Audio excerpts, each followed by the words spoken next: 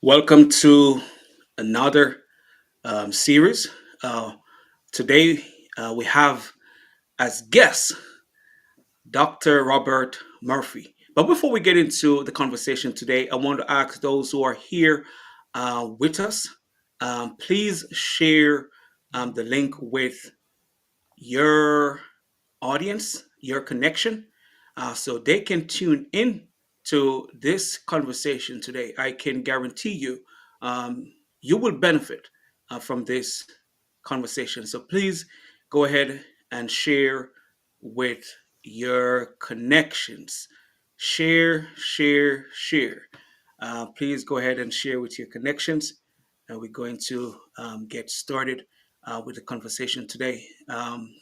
My name is Richard A. Cross, Dr. Richard A. Cross, and the founder of the Black Male Impact. And the Black Male Impact is where positive changes are inspired. Today we have a wonderful guest, Dr. Robert Murphy, and we will be talking about transformation through intentional impact. And just to give you a little bit of inside knowledge of who Dr. Murphy is, he's the CEO of the Master Preparatory Academy. It's an all male academy geared towards African American. But as Dr. Murphy said, he will facilitate other males, but it directly focuses on African American males. He's also served 45 years in education, and that is commendable. When you hear the ongoing search to have more Black men in education, I just want to say, Dr. Murphy, that is really commendable for you to be serving over 45 years in education. He's also have been a principal for over 10 years. That's also a great accomplishment. His specialties: education, motivation, mentoring, team building, and leadership. But before we get into the questions today, is there anything that you want to share with the audience so they can, although I've shared some things, but maybe you have something else that you want to share with them before we get into the conversation? Well, first of all, thank you for having me this evening. It's great to, excuse me, to talk with brothers of like mind who have the same focus. I tell folks all the time I am unapologetically focused on our boys, um, and that is they are my life's work. And so the Masters Preparatory Academy is not open yet. Um, we are in the process of negotiating purchasing the property for the school, and hopefully we'll be open by fall of 2026 or fall of 2027 at the latest. Okay. But yeah, so that's enough. Well, great, great. With your commitment to molding the minds of the future, which is really great, because it takes someone who is committed, who display the passion or who have the passion to help the young people to become the best that they can be. So, my first question to you: we know we just finished Black History Month. We're still, at the beginning of Women History Month. But I want to ask you, who is your Black History leader and why? I really can't single out one. I mean, there were so many throughout our history that have done great things for us, but kind of like having Black History Month, I, I focus on Black history all year. Okay. And so I really don't single out one person. Obviously, Martin did a great job. Malcolm did a great job. Medgar Evers. I mean, we can go on and on. But I think if I have any heroes in our struggle, it's those folks who survived the Middle Passage. They were the strongest of the strong. Just to make it through that trip to get here and then endure all the hardships that they had to endure.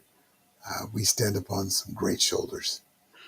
And that's one thing that I always go back to, especially when the journey gets tough, especially dealing with disappointments or setbacks. I always reflect on those who have gone through so much, Yes. but they didn't give up.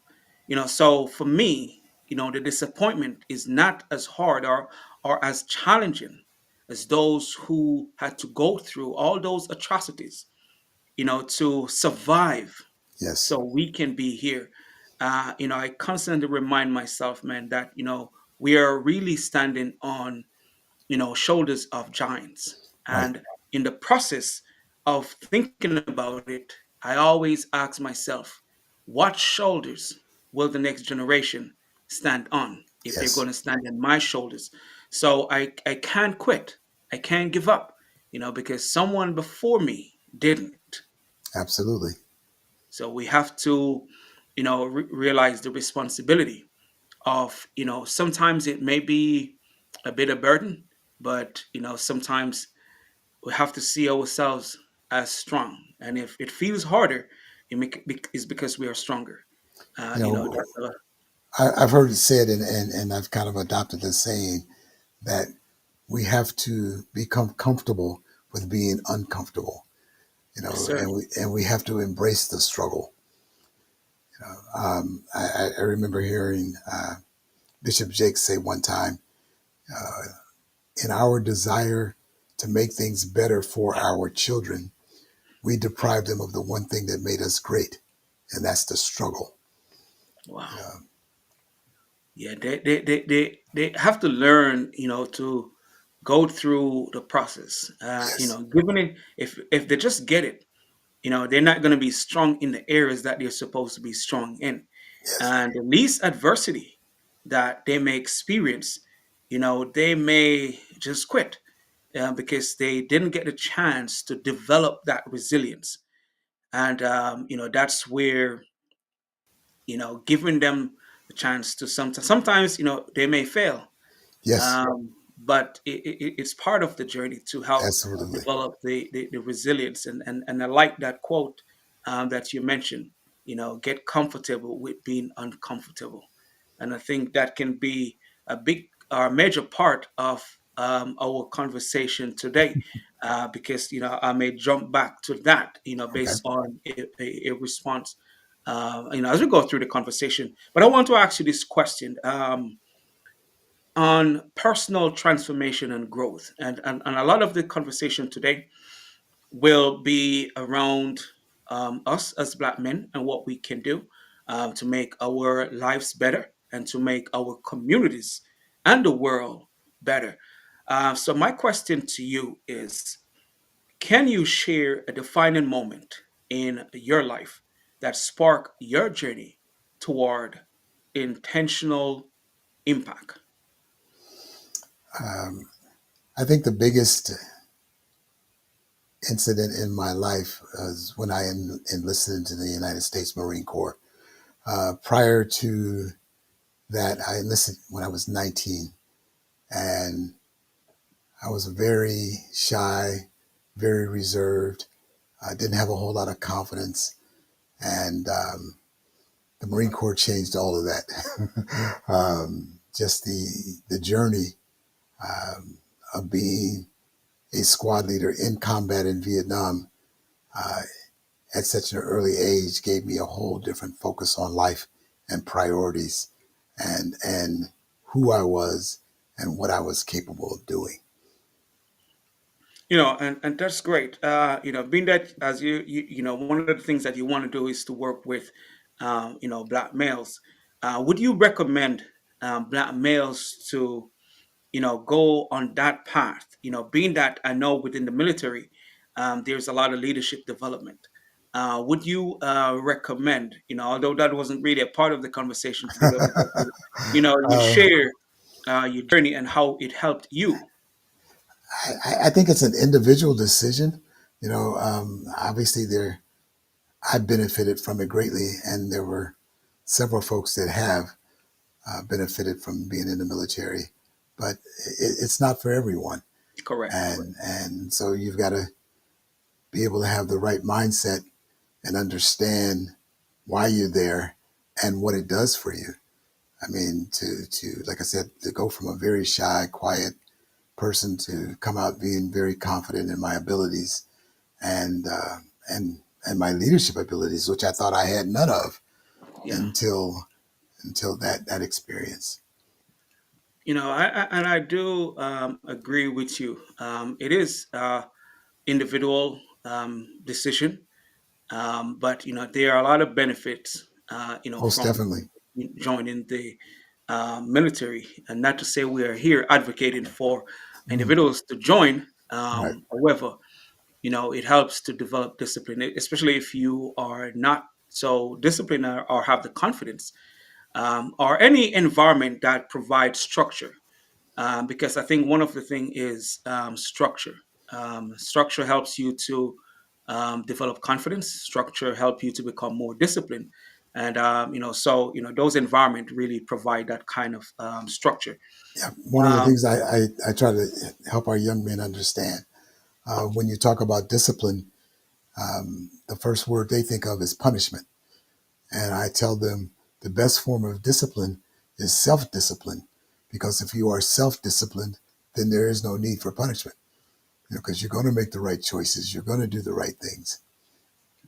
and that's important. Having the discipline, or it works for everything. It works for every area of your life. Absolutely. Work for you as a student. It works for you as an adult. It works for you.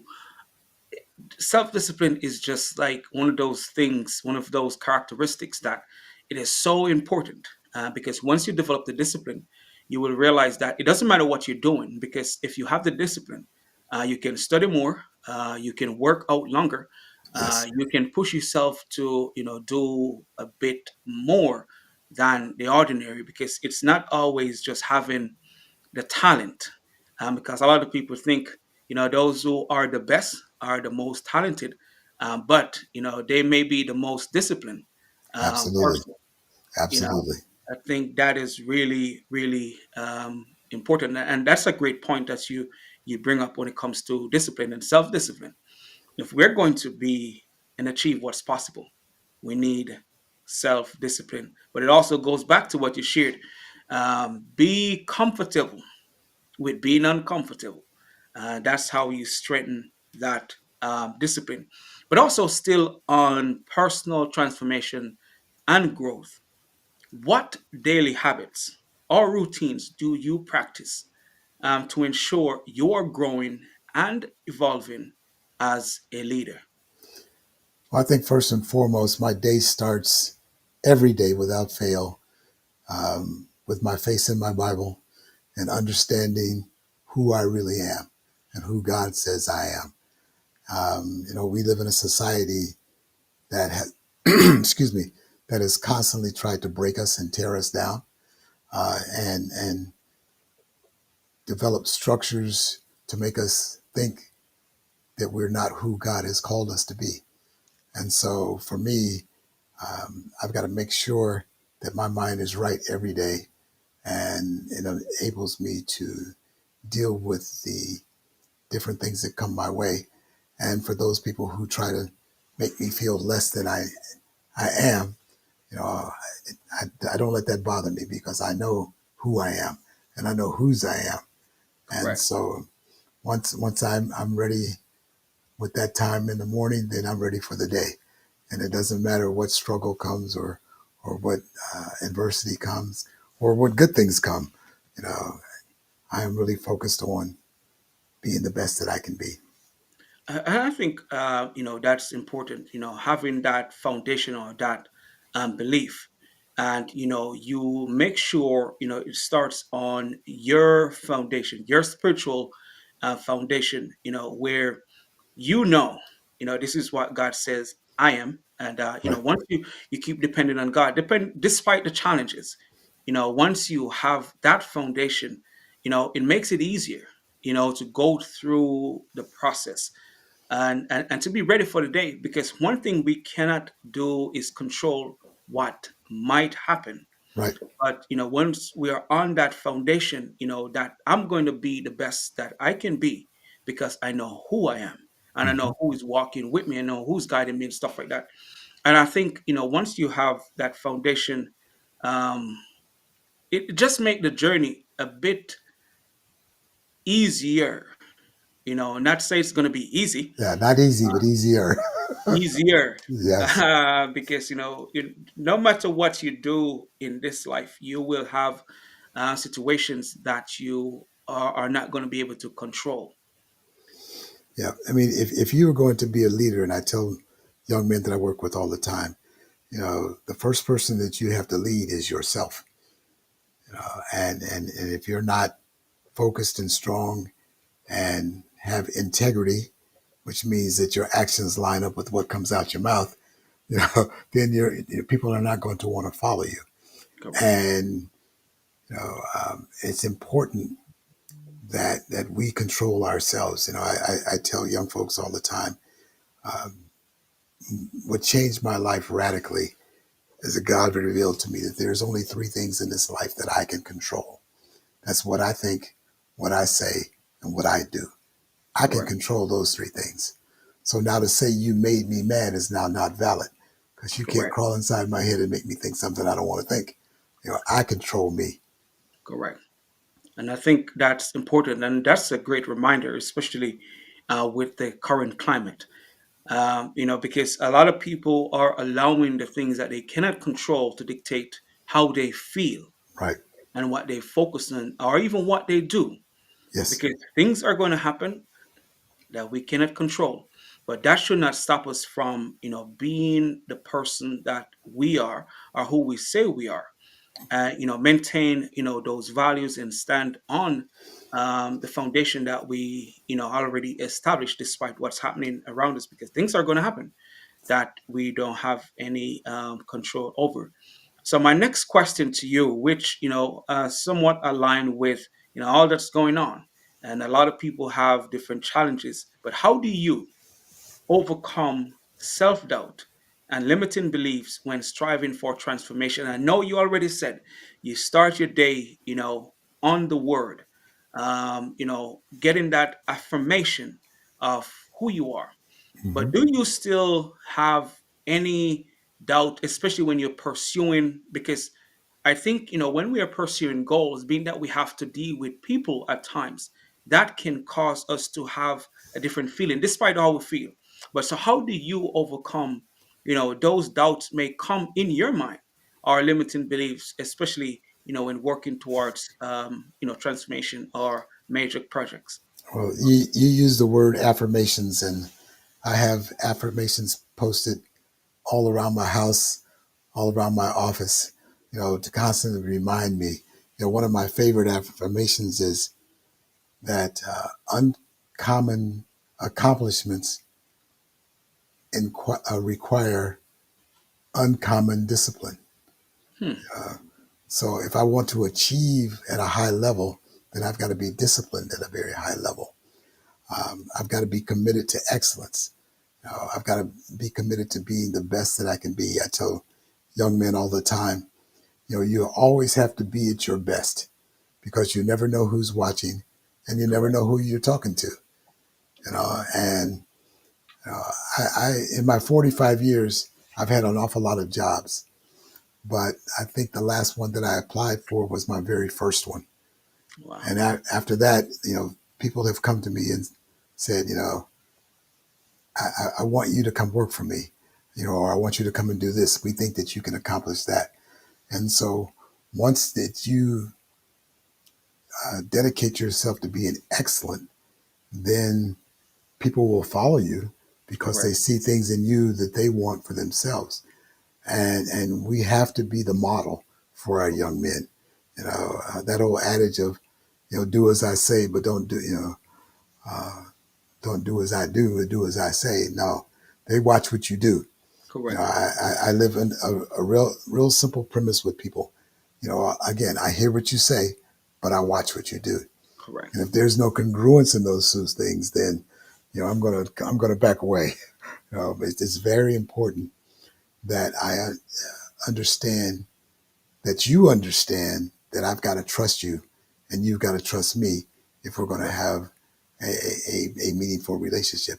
And leadership is all about trust, and so I've got to make sure, again, I've got to lead myself first.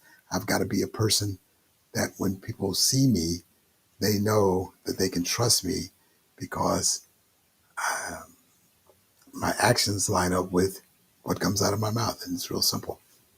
And I think that is important. And the last guest mentioned something similar, that, especially as black men, knowing that people are always watching us, not just people, the next generation is watching us and they're learning, not because we dress up, not because, they are watching to see if what we're doing aligns with what we're saying. And that is really true. And I've been like really thinking about some of the things that we have, like ongoing challenges within our communities.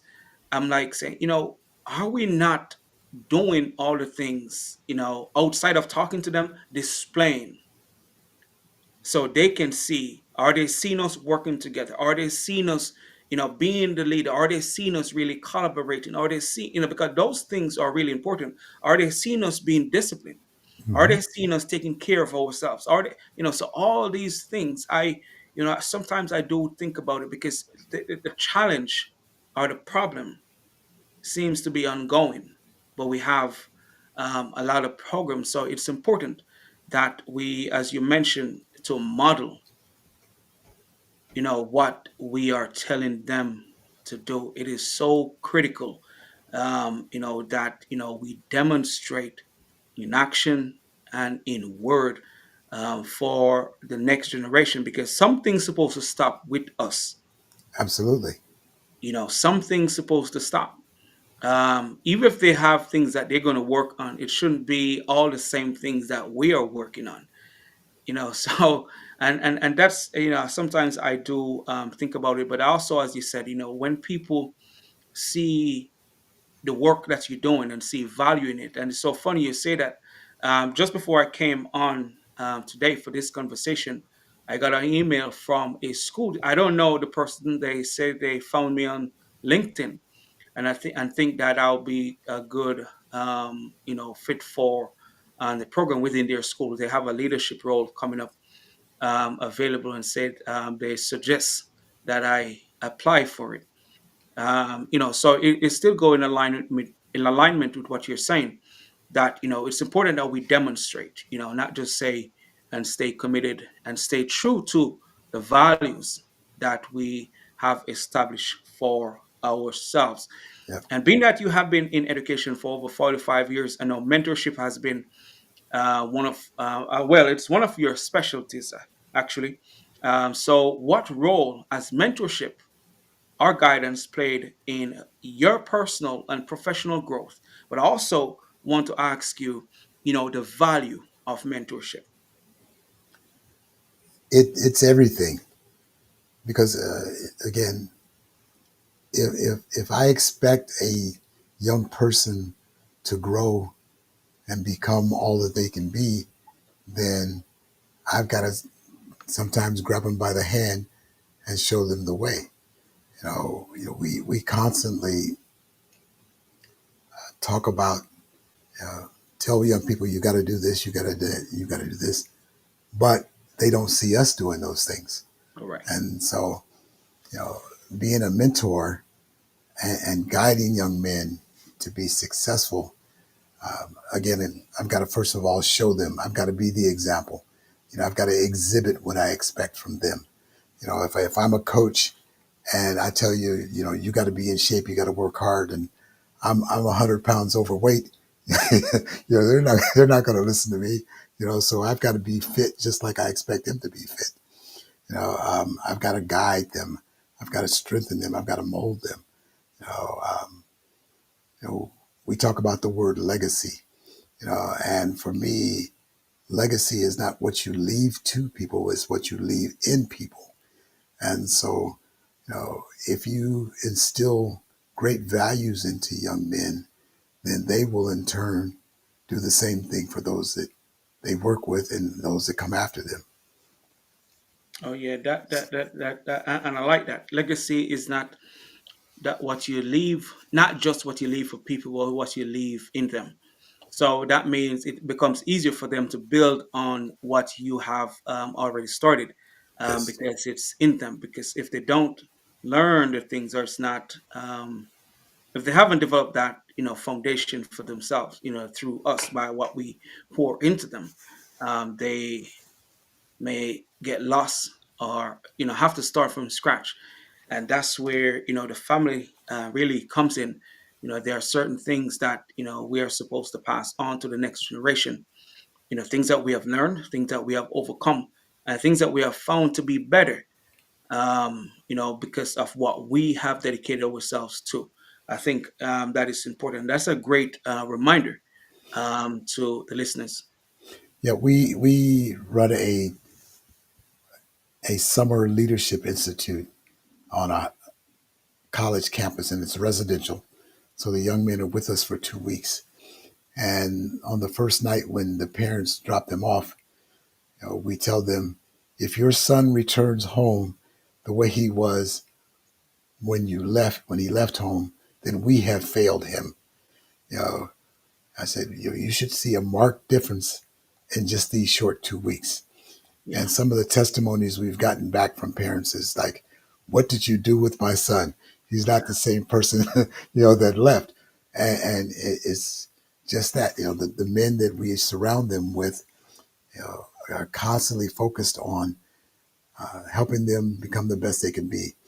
We tell them, we only expect one thing from you, is that you be committed, and not committed to us, but committed to making yourself the best that you can be. And so that mentorship piece is critical. So I know you said the parents share a lot of positive. What are some of the things that you hear from the young men? Um, Once they're in that space, do they talk about their own transformation? Do they talk about just the experience? But Uh, what? a little bit of both, but a lot of it is about the transformation, because again, they're involved in so many different things that they've not experienced. We put them through daily challenges. Uh, they talk an awful lot about what's going on the inside of them, as opposed to what's outside of them. So again, getting them to first of all look inward as to who they are, and then talk about what it is that they want to be. We tell them all the time, you know, if you've got goals, you need to understand that you've got to have a plan to reach that goal. A goal without a plan is just a wish. And so we give them an opportunity to set some goals that they want to accomplish in those 2 weeks. And then towards the end, we start having conversations about, okay, have you done what you said that you were going to do in your plan to reach this goal that you have for yourself? So, yeah, there's an awful lot of introspection about their growth, and reflection on the process. Yeah, I think that's good for them. And what happens, I believe, once they experience transformation, they're going to show up different or differently amongst their peers, and their peers may now want to have similar experience. So, and that's just good for the community. That's just good for young men, Yes. to experience that, somewhat like a rites of passage, Hmm. so they can tap into who they are and who they can be, and not only who they can be, but to see men around them who have accomplished more than the ordinary, or who have defied the odds. They may not have to be super successful, but have overcome their own challenges, to be where they are. I think that is always good for young men to see, as they have this saying that goes, it's easier to become what you see. So the more they see us in a positive light, the more they're likely to become who they are around, or who they see or spend time around. That is important because, as I said, almost everything is contagious. If it's discipline, it's contagious. If it's positive, it's contagious. If it's commitment, it's contagious. So the more they are around things that's going to be beneficial to them, the more they're likely to develop those characteristics. Right. And in the institute, um, we tell them that individual success is not as important as community success, and we make them responsible for each other. You know, and it'll be the same way when we open the school. You know that, and I tell them, you know, if I'm a really good math student, but my friend is not, then I've got to help him grow. I've got to give him part of me so that he can grow and do well and be successful. And I think that's one of the things that's been ingrained in our young men for a long time, that it's all about them as the individual, Correct. you know, and not us as a collective. Correct. Correct. Um, Correct. and we were very intentional when we thought of the name for the Leadership Institute. It's the Ubuntu Leadership Institute. And so, you know, the word Ubuntu is about us, not about me. It's about the collective. It's about the community. It's about community success. I think that is that is so important. And I think, as you talk about the individual or community or collective success, I think one of the reasons why we are the way we are today, where we tend to focus more on individual ourselves, is because that's how we have been conditioned. Absolutely. We now have to, like, recondition our minds to learn to work together. And that's one of the reasons why the Black Male Impact started out. I really wanted to connect with Black males who are out there doing the work. And I've seen where I've done panel discussions in a city, and those who were on the panel, not all, and although they are in the same place, I've met each other, so, and they are doing similar work. And I think if we're doing similar work, we have to learn to share the resources. We have to learn to share our platform. We have to learn to share what will help the next person to achieve the goal, because I may want to, reach some people that I don't even know. But Hmm. guess what? If I connect with you, what I'm doing may reach them, because when Absolutely. I see that you share, just a picture of you going to be here on having this conversation, I've seen people that engage with what you shared that I didn't know. But that give me an opportunity to connect with those people. And I think that's why it's really important, that we move from individual to community or to collective, because one, we're not going to even be here forever.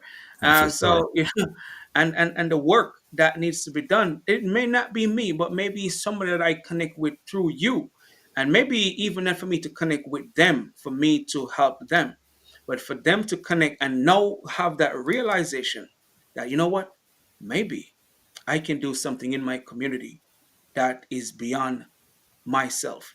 And that's what really drive me. And every time I get the opportunity to connect with someone new, I know the steps are taken, and it doesn't matter what you are doing. Once it's around the work or the impact that you want to make, it's important that we connect Yep. together. It's about forming strategic partnerships. You know, I put my shoulder next to yours, and we both push in the same direction. We get there a lot faster. You know, the adage, you know, many hands make the work light instead That's of right. being the individual. That's right. Many hands make the work light, and that's important. But I think one of the biggest things that the biggest challenges is that a lot of our young people really don't know who they are. Yeah, You know, and I tell them all the time. I look at them totally different than they look at themselves. You know, they look at themselves as a seed. I look at them as the tree. You know, I tell them all the time, that a seed has everything within itself to become what God designed it to be. All it needs is to be planted in good soil and get sufficient light and sufficient water. And that's what mentorship is all about, you know, being the light and the soil and the water so that those seeds will grow into what God has designed them to be. That's important. But to go back to what you said, know who you are and how important that is.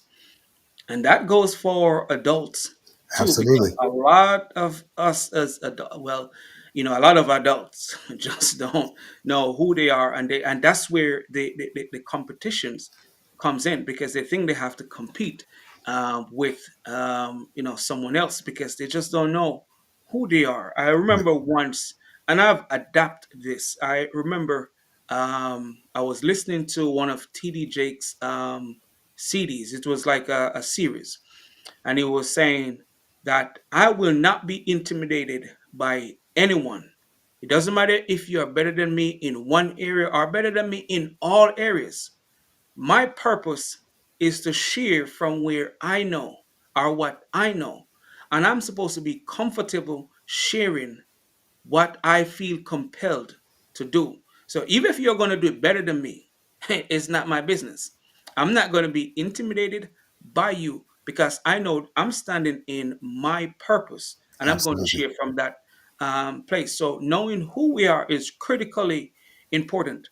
And then I can be around you without feeling any form of envy, any form of jealousy, because you are doing you and I'm going to do me for the best of my ability, Right. even if you're doing it better than me. Hmm. The best I can get out of it is to be inspired, by you. And I think, once we can get to that point, especially as Black men, a lot of things will change, Yep. because we have so much in us. It, it's Yes. just, crazy sometimes when you look to see that we, as you start off when we're talking, that we are at the bottom of almost everything, but we are so great. Oh, If absolutely. we are this great, why are we so far behind when we are even inspiring and influencing the world? But yet, because I think we get to the place where we pull each other down more than lift each other up. Yep. We have been so ingrained with competition with each other, and I've got to be better than you, or you know, I can't deal with you because you live in a different neighborhood, and we got to understand that we are all connected, Correct. and if we are connected, then it's not about me competing with you, but it's about me completing you. I want to be an asset for you to help you grow to be the best that you can be. And like you said, if your best becomes better than me, I'm okay with that, Yep. you know, because I'm secure in who I am. I know I'm doing what God called me to do, and I don't have to compete with anybody else. I don't have to try to outshine anybody else. My name doesn't have to go on anything. My focus is the end result. It's not making me be on a pedestal or being on the front page of a magazine. I don't need that. My joy and my peace comes from other people becoming the best that they can be. Yeah, man, that's it right there. Helping others to be the best that they can be, and even if they become better. And I think maybe that's one of the things that may stop prevent growth within our community, because we don't want to mentor the next person or help the next person to be better, but the next person should be better. Right. We're not going to be at the top all the time. We should want to see those who are coming behind us better than Hmm. who we are. And if we're not doing that, we are doing them and ourselves a A disservice. disservice. Absolutely. they should be better. And when I just started writing, right, and having these ideas, I used to see posts like, some years ago, man, you can't share all this stuff that, people going to take it, people going to do this, people going to do that. But, I get to the point, it doesn't, why am I going to keep it within me? you know, Absolutely. then Absolutely. no one benefit. I don't benefit. The world don't benefit. Somebody will have to execute on some of the things. We ain't going to be able to do everything. Absolutely. That's why I get to the point, man. I'll be sharing. Sometimes I'll be wondering, man. But I don't even think about it. Because if even if a person want to do something that they see someone else is doing, and they don't have the passion for it, and they don't have the discipline for it, they may start it, but they're not going to complete it. Certainly. And sometimes, when you try to operate outside of your strengths or your purpose, it can be even more challenging.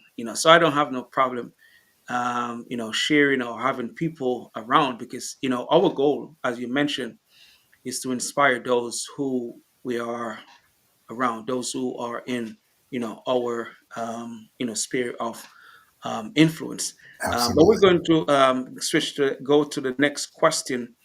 Um, as this question is on community and collective impact. How do you shift? I'm not going to even ask this question. I was going to ask how do we shift from individual success to collective success, but I think you kind of share a bit. That's what we need to do, by working together, by seeing the value within each other. So I'm going to ask this question instead.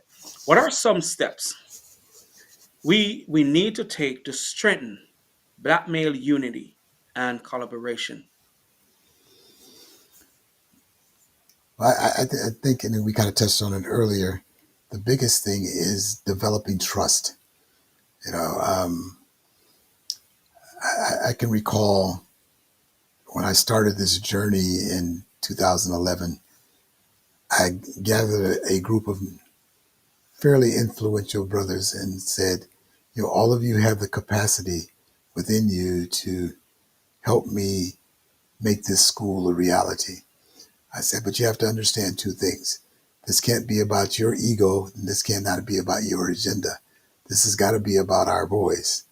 None of those people are with me today, but it's okay because they weren't the right people. So I think, building trust, because we've been conditioned not to trust each other. I mean, from slavery on until today, there's always driving a wedge between us to make us be suspicious um, with the people who look like us, and instead of us trusting each other and putting our things together collectively, we're constantly going separate ways and trying to do our own thing. And again, it's not that important for me to be at the top. If we all can get to the top together, then I'm fine with that. And Correct. and for so many of us, it's about competition. It's about my thing. It's about my journey. And no, it's not about my journey. It's about our journey. Correct. And so being able to understand that we are one body and we are all connected. And so let's build upon our collective strengths so that we can go much further. Again, with one of the affirmations I like, if you want to go fast, go alone. If you want to go far, you go together. So, we have to stop beating each other up and criticizing and downing each other and do our part and connect with each other. I think that is important. And, as we mentioned earlier in the conversation about trust, and that's keep coming up. And, and that can make it hard to want to form groups. But you said something that someone said to me some years ago, having the capacity, because connecting with individuals that don't have the capacity to help you carry the vision, And I think that's where the ego comes in, and I think that's where jealousy and envy comes in, because they think, it's either or either. It's either me or you. Hmm. And that just show that a person doesn't have the capacity, because you share a big dream, a big vision with them. And I think that's one thing as black men we have to get past. We have to know, it's a challenge within the community. Yes, it is. It's a challenge. But also to go to the quote that you mentioned, and for me, I've started a lot of different groups, and sometimes it's the same thing as you mentioned. Once you share that it's not about me, and one thing that I always ask, what I always share with black males that I bring together and stuff like that. I always say to them, look, if Johnny over here becomes successful before you, it should be okay. If Simon becomes successful before you, it should be okay, because we don't know what will happen. But we have to be okay with whoever may get a break first. Or even if it's going to be one goal, we're going to focus on one goal. Um, but not everyone thinks that way. But it goes to the capacity, having the capacity to be around others who may have a bit more than you, who may be a bit more charismatic, who may be better at leadership, but can be okay with being around, the person. I think that is really, really important. So I really, those 2 points that you mentioned, I just think that it is something that as men we have to think about, and even myself, because we have to really look past what we are doing to see what we can accomplish Right. as a collective. And Yeah, because with if I help you rise, then you can in turn pull me along, you correct, know? So, why should I be jealous that you've accomplished much more than me?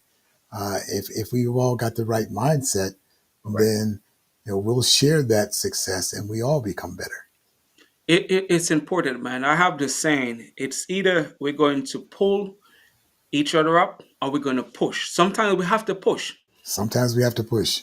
Yeah, because somebody got to get there, and once Hmm. that person get there, that person, hopefully, that person is a person of character, will in turn pull you back up. Because some people, once they get there, they lose their way. But so it have to, we have to just hope that it's a person of character, who will, in turn, pull someone else up. And that's what we got to do. We have to learn to push each other and pull each other. Once we get up there, it's our responsibility to pull the next person up. We Absolutely. can depend on no one else. Nobody else but us. Correct. To and that is a great reminder, which goes to the next question actually. Um, can you share an experience where you help uplift or empower someone, and what impact it had? I had a young man who had a very bad home life. I was his head football coach and very talented young man, but didn't have a lot of confidence because of the trauma in his house. And he wanted to be an engineer. And I told him, all we got to do is get you to college. If we get you to college, you'll be okay. And so we worked really hard, and he was a very good student, very good athlete. So went to college, and he called me at the end of his freshman year, and he said, "Coach Murph, I just call you and let you know that I'm changing my major." And I'm screaming at him on the phone, what is wrong with you? All the hard work we did to get you there, you're going to be an engineer. He said, "Stop." He said, "You don't understand." He said, "I'm changing my major. I'm going to be an English teacher so I can do for kids what you did for me." Wow. And he is an outstanding teacher. I've hired him 3 times in three Wow. different schools. Wow. And so, and just to watch him grow and overcome all of the adversity that he overcame, um, gave him a whole different focus on what it is he was supposed to do and who he was supposed to become. And so he does now what you and I are talking about. He's uplifting young men and building young men and working and building strong young men. Man, that's an amazing story, and also a testament to your commitment, to the work that you're doing.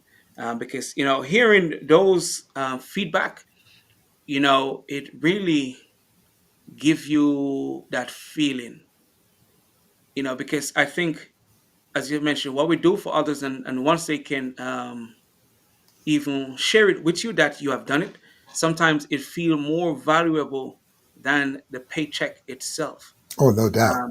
Because it just keep going, because with him, it's just going to continue. But as you were talking, and he changed his major, and he just want to do what you have done for him, for others. Man, that is really powerful, really, really powerful. So I'm going to shift gear a little bit, to talk about the intentional leadership and legacy. What does intentional leadership mean to you, and how you embody it in your work? And what you just shared is just the embodiment of your leadership. But if you should explain, what does intentional leadership mean to you? Well, I think first and foremost, you can't talk about it. You got to be about it. You know, and it it's integrity, it's consistency, it's honesty, and it's trust. You know, we have to be. I'll put it this way: I can be a leader and lead everybody in the wrong direction, uh, but I also can be a leader to lift people up and bring them in the right direction. And there are so many folks who are leaders that don't understand that they're leading and people are following them, and they're following them in the wrong direction. But, to be intentional, I've got to be consistent. You know, um, if you're going to follow me, if I'm your leader, then my message and what you see from me has got to be consistent every day. I can't tell you I'm about this and then I'm not, because then again, you're not going to follow, you're not going to trust. So consistency and integrity are critical. And honesty. And first and foremost, you've got to be honest with yourself. And I've said this for so many years in working with people, and I have no statistical data to back up what I'm about to say. But I truly believe that roughly 85% of the people who walk the face of the earth are not honest with themselves. They believe that there's some place that they're not, or there's somebody that they're not. You know, and if you ask me for help and I give you constructive criticism and you say you disagree with everything that I say because you say, no, if I say you didn't do this well and you said, but yes, I did, then I can't help you. Okay. You've got to be honest with yourself. You've got to be honest with yourself enough to take constructive criticism, and I am probably the biggest critic on me. Uh, if you want to know what I don't do well, ask me. I'll tell you all the things that I don't do well. So when you see that, you say, okay, he did say he didn't do that well.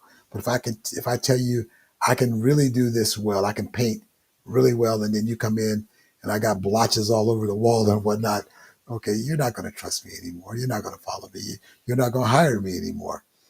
So I've got to be honest. When I was a principal, I used to tell all my teachers that, I said, you've got to build some trust. Me, the best way to build trust is I can tell you who I am and what I do and ask you to trust me until I show you that I can't be trusted. And so I told him all of the things that I didn't do well.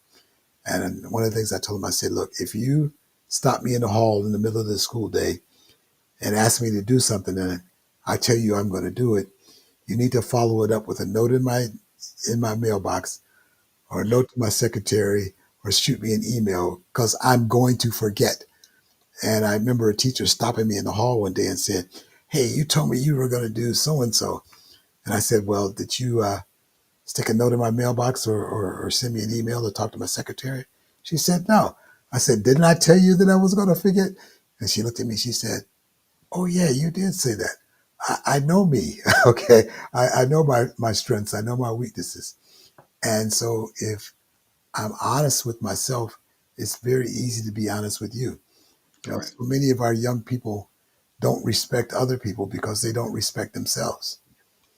And so, we've if we're going to be intentional about leadership, we've got to first and foremost be honest. Because again, like I said, if I'm not honest with me, I'm not going to be honest with you.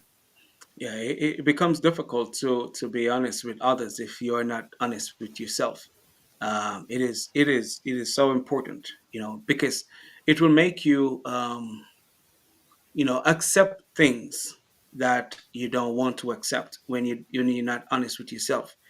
And as you mentioned, even with criticism, and that is something that I had to learn, because not to say I knew everything. It wasn't a matter of knowing everything, but sometimes you just don't want to accept what others are saying. It's something that I had to start learning a long time ago. And it's just because, sometimes you grow up in an environment where it's like you have to do most of the things you want to do by yourself. And you don't have, those people to remind you or tell you, man, that is wrong. So you kind of develop that perspective or habit about yourself. So you have to learn that constructive criticism is important, especially if you want to get better. And I remember in college when I wanted to talk to people, right? And I started to ask my coworkers, whilst I was a student, those who are working with me, I said, man, if I say something that is not correct, please correct me. I'm not going to be offended, because I really wanted to learn, especially I didn't grow up here and I didn't really pay attention to speaking properly when I was much younger. So, I say, what, this is one way. And once I get people to start telling me that, everything else come easy, because if I get constructive criticism elsewhere, I'm not going to take it personally as before. So that is a great thing that you mentioned, having the honesty with yourself to know that, man, I'm not good here, and I'm open to hearing your perspective or your feedback, so I can be better. And as Black men, it's important that we become the best that we can be. Hmm. And a part of becoming the best that we can be is to hear from those that are around us and that we may trust, to give us constructive feedback. Yeah, But we yes. we have to be lifelong learners. You know, you have to continue to grow. I tell young people all the time, there's no standing still. Either you get better or you get worse. And I give them the example. If I can bench press 300 pounds today and I take 3 weeks off, I guarantee you I'm not going to be able to push up 300 pounds. Oh You know, no, no, so either no. I got to keep getting stronger or else I get weaker. That is for sure. That is for sure. I know we're getting close to the top of the hour. We still have a lot of questions, so we may not be able to get through all the questions today. But as I tell previous guests, this is not the only time we'll be having these conversations. As time goes, the topics and questions may be somewhat different, but it still will be related to the work and the impact that we want to make. So I'm still going to ask this question before my final question. What's one thing you believe Black male must do now to secure a better future for the next generation? We got to show up. Okay. We talked earlier about being the example. So we just have to show up for our young people. We can't leave them to their own devices and tell them, get it on your own. like I did. We've got to be a guide. We've got to show up for them. We've got to be consistent. We've got to want to have an impact upon their lives, a positive impact. And again, we have to understand that it's not about me. Okay, it really is not about me. It's about how can I help other people get better, especially Correct. our young boys.